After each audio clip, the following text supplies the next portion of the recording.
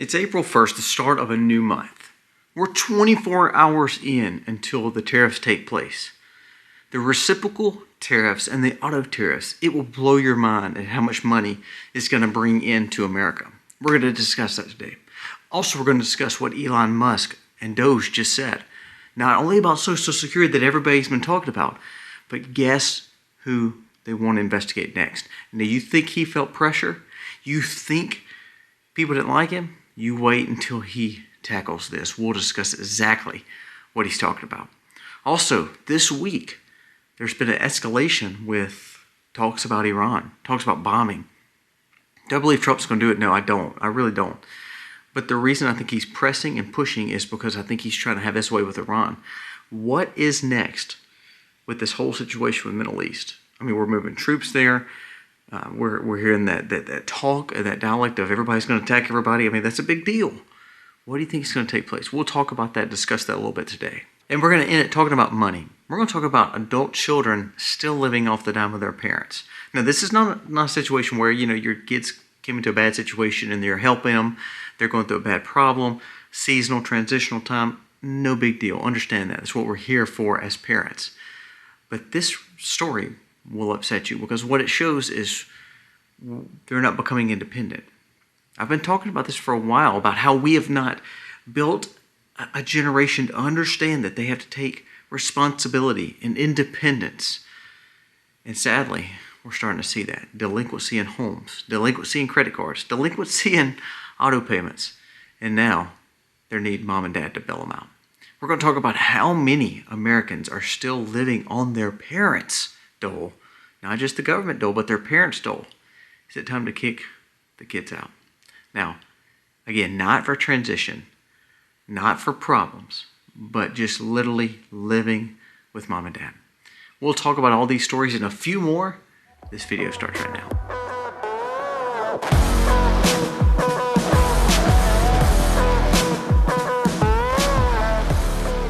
Hey guys, welcome to the Max. Thank you so very much for being here today. If you are new, please go down here, press subscribe, ring the bell, give us a thumbs up or a thumbs down. That's okay, but let us know what you think about the content of today's video. Remember, we're doing a giveaway each and every month on all three channels.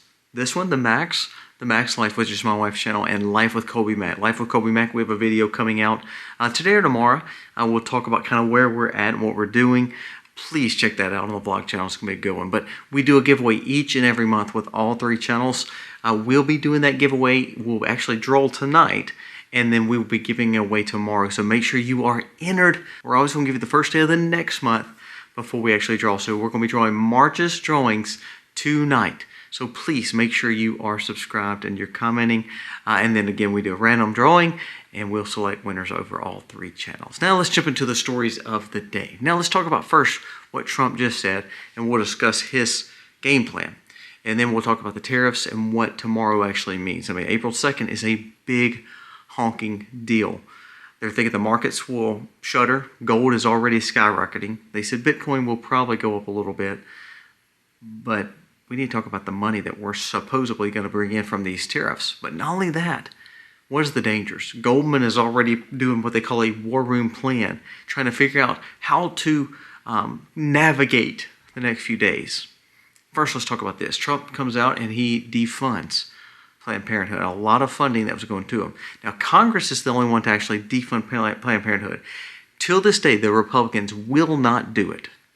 And all those promises they make you, they will not do it. But let's talk about what Trump just did, because he's cut funding. And of course, doing what he can. It says Trump administration just cut tens of millions of dollars to Planned Parenthood. They've seen tons of money earmarked to Planned Parenthood for bad causes, not for family planning. Don't let them lie to you.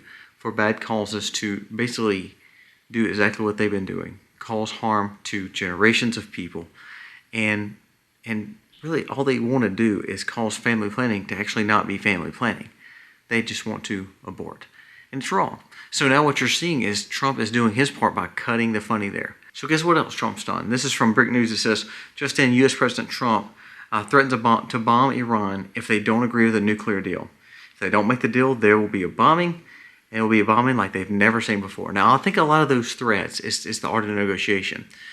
There was a comment made that there's 50,000 troops within striking distance of Iran. There's 10 military bases within striking distance of Iran. So, and really, this is not about Iran saying they have these targets. What this actually is Iran understands that they are the target. Now, do I believe that we'll attack Iran? I don't. And I believe you hear the people like the Langfords, and you hear the Cornyn's, and you hear the Grahams, all these Republicans who are supposedly conservative and not wanting war, pushing for war just like the Democrats do. So I don't think we're going to see war, but I do think you're going to see a push to try to get peace. Because here's the thing. Do I think we'll ever have Middle Eastern peace? No, I don't. But I think what Trump is trying to do is get something kind of like the Abraham Accords like he was having, and would have probably kept on going if he'd have won the second term consecutively. But he didn't. So now I think that's what he's trying to do, is to kind of cut Iran off from feeding Hamas, feeding Houthis, feeding all these terrorist groups. So I think this is a good move, not to say we're going to war, not to actually bomb, but to have those threats there, to also hit those targets that he's wanting in Yemen. I think it all goes together to try to say we're going to promote peace by not coming in to attack you, but saying, look, you either dismantle or we will bomb you. Again, I don't think it's going to happen, but what I think he's trying to do is put pressure on them. He gave them this week. He gave them to this week to make this negotiation. And I believe they will. I believe they'll come around to the table because I believe they understand that they're a sitting duck too. And just like Trump hit Soleimani a few years back, I think they all know that that could happen again. Do I believe that they think that their capital is going to be attacked? No, I think what they do think is he could easily do those little strikes just like he did on Soleimani. And it's a game of cat and mouse. Listen to this. It says, U.S. threatening to take action against Iran, but the actions will be reciprocated, what the Ayatollah just said. And remember, Iran is not a match for America. However, the Ukraine-Russia war is now building more alliances where Russia, China, and Iran are becoming more friends. And North Korea. That's not good. So I think we need to come to peace with Ukraine-Russia, and that will help reciprocate maybe peace, at least with Iran, to a point where they won't have backers like China and Russia. But I do believe this is more of just nothing. I think this is just a cat and mouse game of negotiation. So I'm anxious to see what's going to happen this week with this. Is it going to escalate, or you're going to see peace? And I'm hoping we see peace. Now, Trump also pushed Elon Musk and Doge to investigate, and then Elon Musk and them took it to the next level. Now listen to this. Here's the highlights of what they just made mention of with Social Security. Democrats did give millions of illegal immigrants Social Security numbers. They did register the vote. Elon Musk has confirmed that they did vote Democrats qualified illegals for max Social Security benefits. So a lot of the Social Security benefits that you paid into, they were giving to illegals. Listen to this. This is where it gets real serious. What jumped out to us, and this is a quote from Elon Musk, it says, what jumped out to us was when we looked at 2021. 2021 now. This is Trump coming out of office, basically Biden coming into office. 270,000 people that were illegals were getting benefits of some form from Social Security.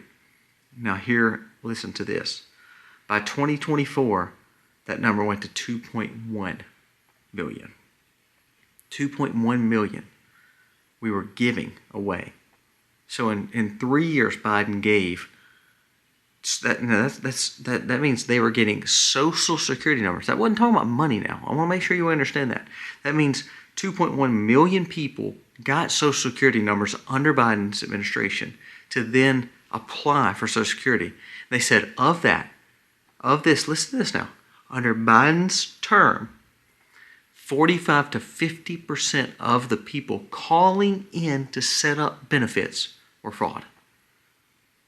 Now that should blow our minds, and that should automatically say that's why we need to make sure Elon is going in and Doge is going in to solve the problems for Social Security.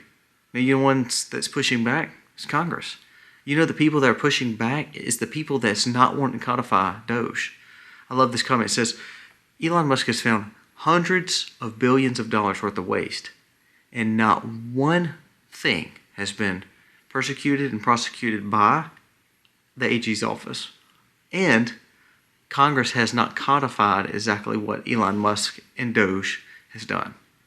So you tell me, again, who is actually working for you when they've not done anything to actually help the Trump administration, Elon, actually root out the problem? Here's where it gets real serious. I want you to pay attention to this story. This is a big deal. I mean, the Social Security is a monster deal. But I want you to listen to what Elon just said. And I want you to make sure that you thought Elon felt pressure before. He's really fixing to feel it. And I believe you're going to hear crazy stories. You're going to hear more paternity suits. You're going to hear more lawsuits. You're going to hear Tesla people coming out to try to get him out of a CEO position there. Listen to this.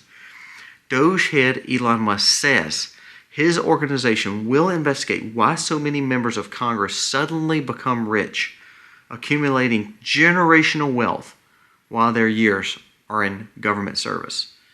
He said, unlike me, where I'm getting nothing, he said, these people are getting filthy rich off taxpayers. You believe that he's felt pressure? He's not seen pressure yet. Because now he's looking to say, look, if you're not going to codify, if you're not going to find the fraud that I'm telling you where it's at, you're going to keep funding this, you're going to keep pushing back, now we're going to investigate you. This right here, if you want to know anything that could change the America and really make it get on firm footing, it would go through some tough times. You start seeing where this money of these congressmen and these senators are, how they're getting generational wealth. I mean, I'm serious. You start seeing how they're getting generational wealth, and I believe you're going to see very deceitful and more fraudulent things than you ever saw. I think that's why you're not going to see them actually persecute and bring charges against any of these Doge situations and codify, because a lot of the kickbacks are going to them. You cannot make $150,000 to $200,000 a year and end up serving 5 years, 10 years into Congress, or 15 or 20 years, and have a 30, 40, 50, $60 million home like some of these people do. It's illegal, dishonest, and unethical. And I think now with those, this was a leader report saying that Elon is going to look at how they built generational wealth off the American people when they're supposed to be serving American people, not taking advantage of them. So two big stories right there. Social Security, they need to find the fraud there, because then it helps clean up Social Security. But not only that, not one thing has been prosecuted, not one fraud has been arrest anybody for committing fraud. If we find hundreds of billions of dollars, don't you think the DOJ should arrest some people? Don't you think Congress should quit spending money? They're not doing it. So if Doge goes in and Elon goes in, again, he's the richest man in the world. He could probably fly to Mars and live there for the rest of his life. But if this man actually goes and targets these congressmen, he better truly watch himself. And I hope he's got good private security, because I think things are going to get very, very, very real for him. And pressure is going to be on him like never seen before. So I'm anxious to see what's going to happen with that story. That's all breaking this week.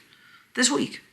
Now, last story, let's talk about these tariffs, and let's talk about how it affects us and the money that's coming in. And then we're going to jump into people living at home. Tomorrow's the day where Trump's tariffs go in act. It says $600 billion is expected to be brought into the U.S. Treasury during the first year of Trump's tariffs. Over $100 billion just in a 25% audit tariff, meaning there's a chance to have $700 billion extra dollars just in these two sets of tariffs that he's talking about. And remember, he said this is just the start. Now, as the markets are going crazy, everybody's saying it's going to be terrible, and the world's going to end because of these tariffs. This is how we made it for all the years prior to when the Fed came in World War I. We made it with tariffs, with external services where people were not taxed their own money. There was nothing like that. It made it where people could keep their money. It's amazing why that we think that's a bad thing, that we should be able to keep our money. But it says his tariffs will bring in around $600 to $700 billion just in 12 months. And that's not counting any extra money they make. It's not counting the money if they would actually codify what Trump is doing and codify what Doge is doing. We could save another $1 trillion. Remember, $2 trillion is where we want to get. Well, the tariffs are already going to be $600 to $700 billion. If they would codify what Elon Musk is doing with Doge, he could cut easily $1 trillion, and there you're almost at that $2 trillion place where they wanted to be, where we would balance the budget. Isn't that amazing? But guess what? They don't want to balance the budget because they're Congress, and they like to spend the money and actually maybe take a lot of it back. And I think that's what's good about Elon Musk trying to find it. It says during this time, car prices will soar, and there could be some tough times in the market. However, the point of the tariffs is so you can get more money in your pocket. More manufacturing will come back home and rehouse. Remember, there's been over about $1.5 to $2 trillion talked about bringing back home, repatriating manufacturing jobs, from NVIDIA to SoftBank and to tons more, where they're saying we're going to come back and start manufacturing things back here. For every $5 to $7 to $10 we spend on an income, China is spending 20 or 30 cents. So meaning if someone's making $30 or $40 here, in China to have the same goods, they may be making $3 or $4. So these tariffs, what it does is even the playing field. The point of the tariffs for Europe is to even the playing field. Here we are again buying their European cars. However, they won't buy our American cars. So it's just evening the playing field and making it where we are all on the same reciprocating tariff list, to where either we're going to have better negotiations and we're going to start making peace through equal transactions and trade, or you're going to pay us. And I think this is a great move. $700 billion all around the table. We have several companies saying that they're going to turn around and start investing in America again. These are some big things. Now, does that mean the market's going to not tank? No, the market probably will correct starting tomorrow and all this week. So your money, you'll probably feel a hit. Used cars will go up. They say groceries for a time won't go up except for the speculation of it. Gold is soaring. Gas prices are going up. That doesn't sound like that's a good thing. What did I tell you? The threadbare cliche. I just got done working out. Me and Aiden and Misty, we all went and worked out. Now, I don't like working out sometimes. I'm tearing the muscle up to build it up. I'm running, sweating, getting sore and achy to then build my muscles back up. That's the point of tariffs. We've got to restructure and really not tear down the system, but tear it to a point where it starts regrowth again. That we build the American economy back to where it once was. Not falsity with money, like Chamath said yesterday, was $16 trillion of fake money that was put into the economy the last 4 years, in the world economy. No more fakeness, no more fake money. We have to have real money, and what real money looks like is when you start basing it on things like oil, gas, fossil fuels again, rare earth minerals again. Get away from the trust of debt and start realizing that gold is valuable and is going up. We need to realize what true value is again. And I think we're on a good road when it comes to the administration. Now the thing is this, if Doge and Elon and Trump go after Social Security issues and problems, and they start trying to find out what Congress is doing with some of this money, they're going to feel blowback from both sides. So be ready to see some crazy stories to come out in the next few days and weeks. You thought the Signal thing was a big deal. You thought Elon's paternity situation was a big deal. You thought all this stuff so far has been a big deal. No, it's nothing in comparison, because when they start going after these Senate and congressmen and the money of their generation wealth they've been getting, I think you're fixing to see it all hit the fan. And that is the truth. Tomorrow starts a whirlwind of things. With our markets, the next 24 hours is going to be very volatile. They said with gas, groceries, gold, cars, and also with your stock market. The next 24 hours is crucial. Not only that, we have Iran to deal with. Now, last little story I want to go with, and this is just going to be a short little story, but I want you to listen to what this is, because I want us to be more independent than this. It says over 50% of parents are still supporting adult children. 2/3 plan to cut them off in the next 3 to 4 years. But 50% of parents are still paying for their children that are over 18. Now, this is not dealing with the fact of someone, again, going through hard times. Loss of job, loss of marriage, transitional time, moving. That's not what this story is about. This is about people who are living literally off their parents. It says half of parents with adult children are still supporting, listen to this, an average of $1,400 monthly. $1,400 monthly. 83% of them supporting them dealing with groceries and cell phones and vacations. What that sounds like is we don't have our priorities right, doesn't it? We're out of town, and I was telling Misty yesterday, we don't have debts. when we go somewhere and do something, it's because we've saved up and we've built up and we're doing things with the money we have. I told you the other day about the buy now, pay later for food and buy now, pay later for all these things and going on vacation. If people don't have the money, they don't need to be doing that. Just like used cars are about to soar. If you have a good used car, you better hold on to it.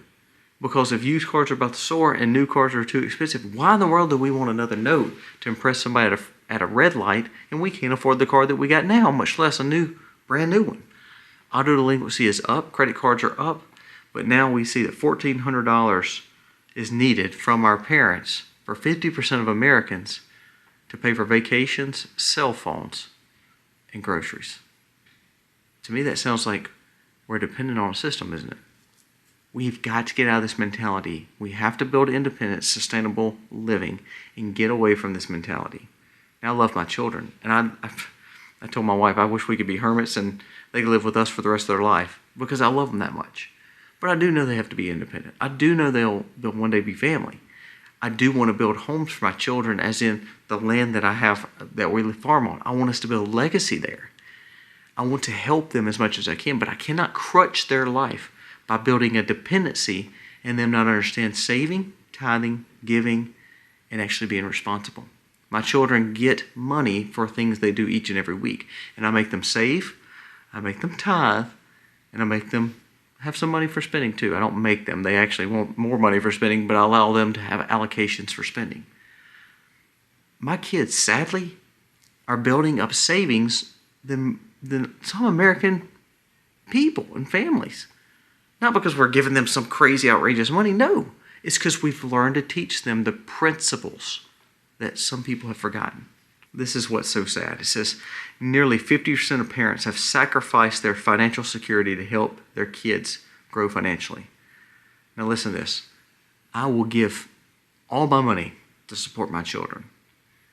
However, if my kids are being frivolous with their money, not working, living on my couch, but then still wanting to have a cell phone and vacations, our priorities are wrong as Americans.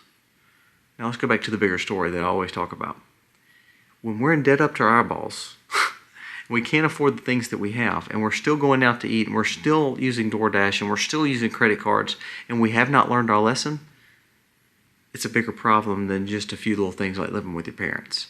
We have a problem of wants versus needs. We have a problem with budgeting. We have problems of thinking that we deserve something when we really don't. But this also goes back to the Americans' problem. What do we talk about? We're in a $2 trillion deficit each and every year, and we keep seeing Congress spend. It's the same situation where we've been given so much, and we've been so dependent on a system to spread this false money. Our parents just give us money, that we've built a mentality of dependency on other people to provide for us. And that is the core principle that we cannot keep living by. I don't want to be dependent on the system. I don't want to be dependent on my parents. This is not about going through tough times now. It's not about that. It's not about loving your children or not loving your children. It has nothing about that. It's the fact that we have to build a society that is independent and understand responsibility and to take care of being good stewards with what we have. We always talk about the 3 S's. I'm going to end this. Now shut up. The 3 S's. Sustainability, we have to provide for ourselves. Through that, we believe that sustainability is good stewardship. We believe God gave us health to work, to save, to grow our own food, to build the gardens that we have, to be sustainable because we believe in stewardship too. We believe in tithing. We believe in saving. We believe in enjoying time with our children. Stewardship. Through sustainability, through stewardship, we build satisfaction. There's nothing better knowing that we can enjoy time with our family and do it with cash. There's nothing better than paying off debts. There's nothing better than making sure that we're in the black and not in the red. It's nothing better than to have that last payment going off to a car or to a credit card bill or to paying all our notes, isn't it? It's a good feeling. It's time to be responsible. Not just Americans, but our leaderships too. We have to balance our budget. We have to be better than what we've been doing for the last few years. Because if we don't, not only are we going to see a financial depression for America, we're going to keep putting ourselves into dependency to where we control the food, money, energy, then we don't control anything. And that makes us dependable and susceptible to anything and everything that someone else is providing for us. All it be government, all it be parents, all it be someone else.